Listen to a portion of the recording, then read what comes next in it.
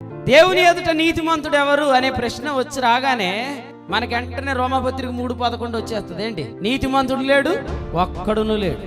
ఇప్పుడు నీతిమంతుడు లేడు, ఒక్కడు లేడు అంటే స్వాస్థ్యం ఎవరిదే? హలో బాబు, నీతోనే మాట్లాడుతున్నా. నీతిమంతుడు లేడు, ఒక్కడు లేడంటే ఇప్పుడు స్వాస్థ్యం ఎవరిది? ఒకసారి ఇవ్వడానికి ఇష్టం లేనప్పుడు తెస్తారు, స్టేజ్ మీద ప్రకటిస్తారు, మళ్ళీ పట్టుకుపోయి మళ్ళీ సంవత్సరం తెస్తారు. అలాగే ఇక దేవుడు ఒక్కడే ఉంచుకోవాలి. ఎందుకంటే నీతిమంతుడు ఎవరు? ఆయన ఒక్కడే. కాబట్టి ఆయన వచ్చి అస్తమాట రోమా 3:11 చెప్పుకొని వెళ్ళిపోతాం. రోమీలకు రాసిన పత్రిక 8:33 నీతిమంతులుగా తీర్చింది ఎవరు? దేవుడే. ఎవరు కాదు?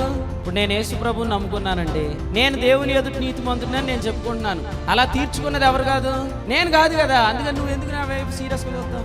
యేసునందు విశ్వాసము గలవానిని నీతిమంతుడిగా తీర్చింది ఎవరు? దేవుడే. రోమా 3:26 చెప్పాడు, తాను నీతిమంతుడును యేసునందు విశ్వాసము గలవానిని నీతిమంతునిగా తీర్చువాడనై ఉండుటకు అలాగూ చేసెను. అసలు ఫస్ట్ మనం స్వాస్థ్యం ఉన్నదని ఎందుకు ఎరగలేదు అని అంటే అసలు ముందు మనం నీతిమంతులమనే నమ్మాలి.